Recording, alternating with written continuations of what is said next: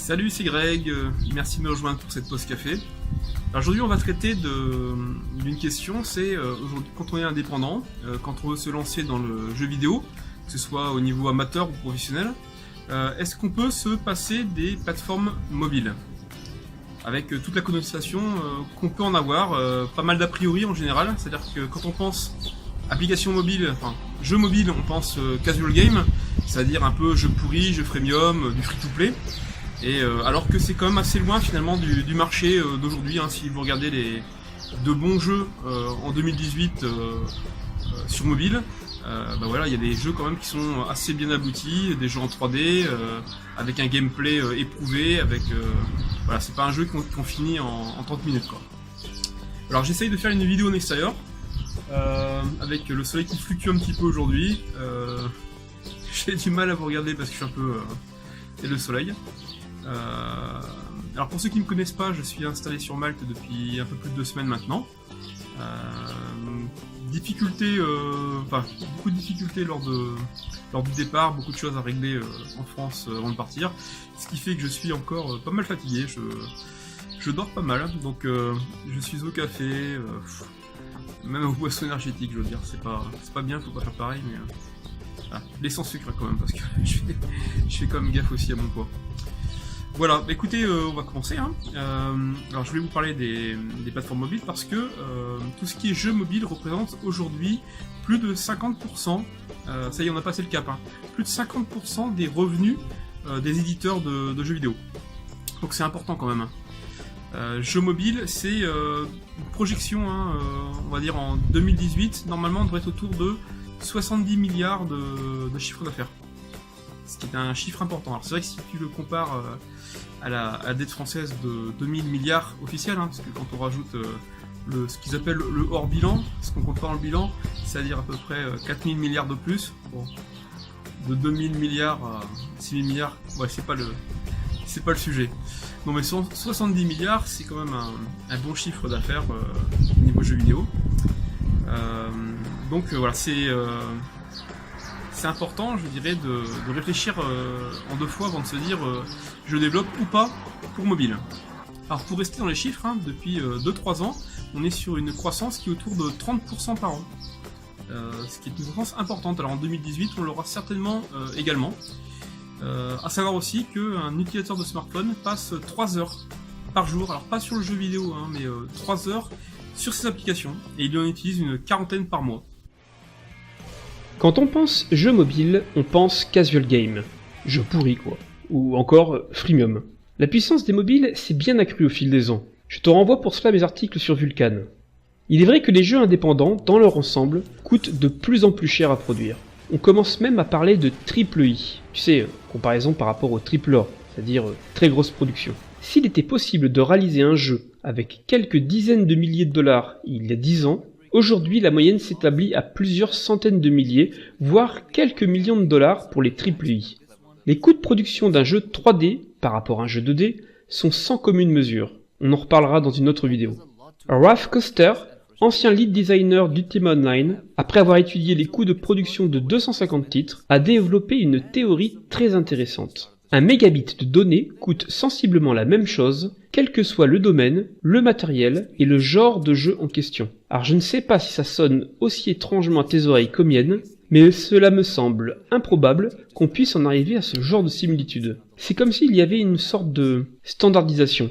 Bon, tout ça reste à méditer. Les jeux sur mobile sont encore plus légers, donc coûtent moins cher, et ce même en 3D. Et une grande majorité sont encore en 2D, donc encore moins cher à produire. Bon, je te l'accorde, cela a tendance à changer. Alors j'ai essayé de vous trouver quelques chiffres pour comparer le coût de développement d'un jeu mobile par rapport à un jeu PC ou console. On se doute que le gap est important, mais j'aurais voulu le chiffrer. Et je vous ai pas trouvé de chiffres précis, donc voilà, celui que je cherche un petit peu plus. Tout ce que je peux vous dire, c'est que par rapport à ce qu'on vient de dire juste avant, le fait que un jeu, quelle que soit la plateforme, quel que soit le type, le genre de jeu, on arrive à peu près au même coût de développement au mégabit produit.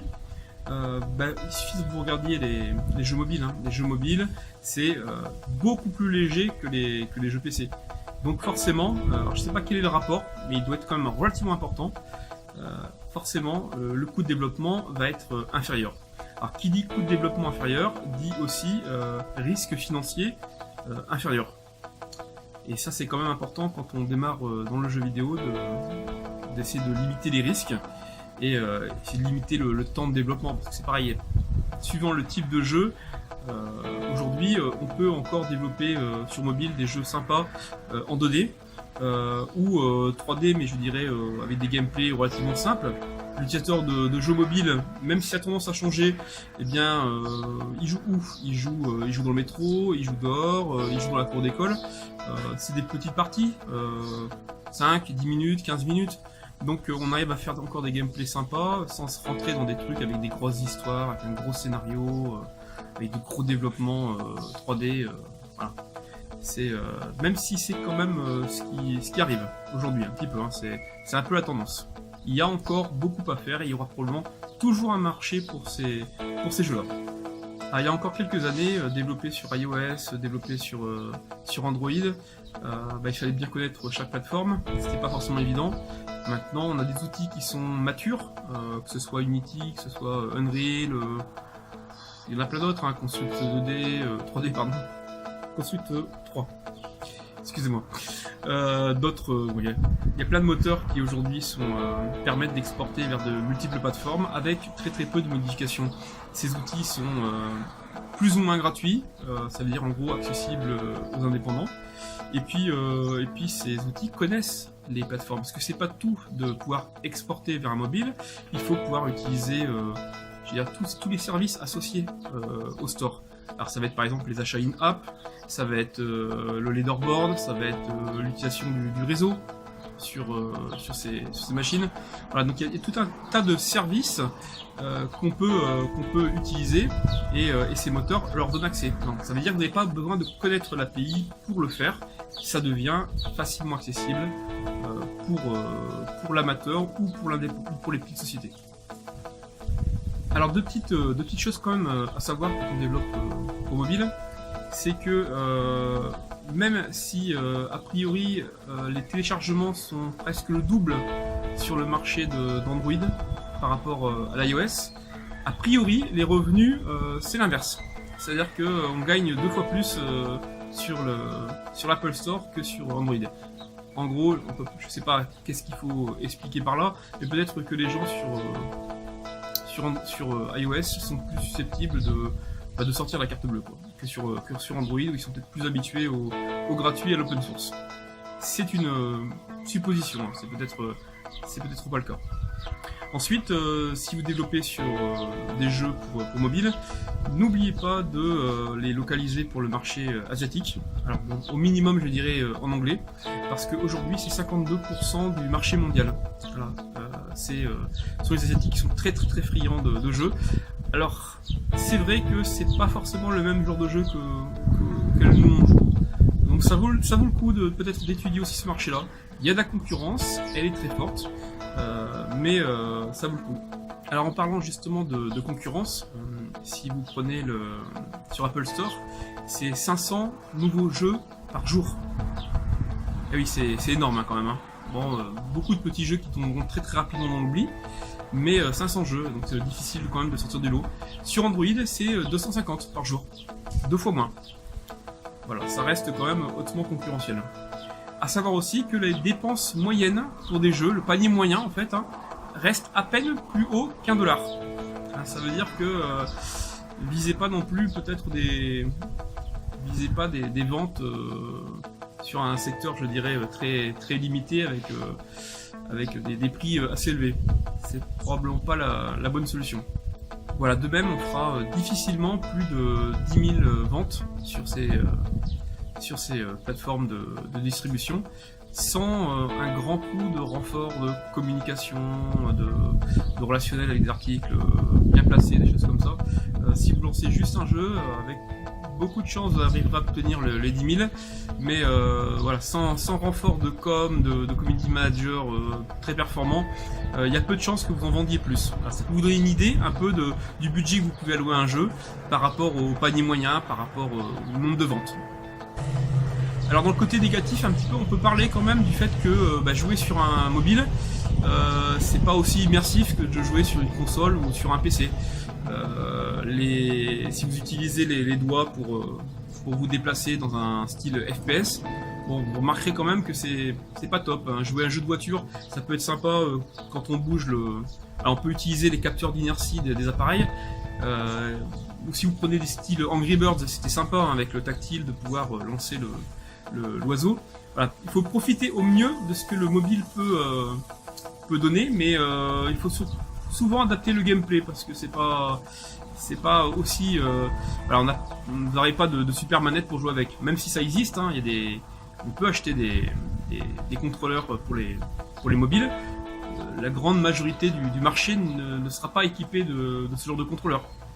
Donc voilà, c'est à savoir. C'est les côtés négatifs peut-être du jeu sur mobile, avec aussi les tailles d'écran, le fait qu'il y a beaucoup d'appareils très différents et que ça demande un peu d'optimisation, de remontée de debug. Il faut s'attendre quand même à un gros temps de lissage. Ça n'empêche pas les ventes pendant ce temps-là, mais voilà, il ne faut pas qu'il y ait trop de retours négatifs sur votre jeu. Voilà, écoutez, en conclusion, je vous renvoie à un article que j'ai écrit en même temps. Vous retrouverez le lien dans le descriptif. Ça donne un complément d'information, peut-être un peu plus de chiffres. Je pense pour ma part que le mobile est important et même pour des gros éditeurs de jeux vidéo, hein, c'est toujours le côté un peu alimentaire. Il y a plus de sécurité. C'est bien de faire des gros titres, mais on ne sait jamais ce que ça va donner. On peut très bien même un gros éditeur peut se ramasser sur un gros titre. Donc les petits titres comme ça coûte pas trop cher. C'est plus facile de déterminer si ça va fonctionner ou pas. Et puis même s'il y en a un qui fonctionne pas, il y a les autres qui peuvent au cas où fonctionner. C'est moins d'investissement, moins de risques. Donc pour un indépendant, je trouve que c'est un bon marché. Même si, voilà, pour ma part, moi aussi hein, j'ai cette idée un peu du fait que le mobile c'est pas la meilleure plateforme pour pouvoir jouer. Reste quand même que il y a de quoi faire des petits jeux super sympas autour de ça. Voilà, et si tu veux commencer le développement de jeux, si tu n'as pas par exemple encore touché à tout ce qui est 3D, je te conseille de commencer par la 2D. Le marché du 2D n'est pas du tout saturé hein, sur le mobile. Il y a certes de très bons jeux, mais il y a de quoi encore faire des gameplays très sympas. Donc voilà, je te conseille le 2D parce que c'est des assets encore moins gros, ça veut dire des budgets plus accessibles, des temps de développement moins élevés, tu pourras te concentrer plus sur le jeu que sur la production des assets, quoi. Et ça fait un jeu aussi plus rapide à produire, donc une première expérience de vente qui te donnera des armes pour la suite.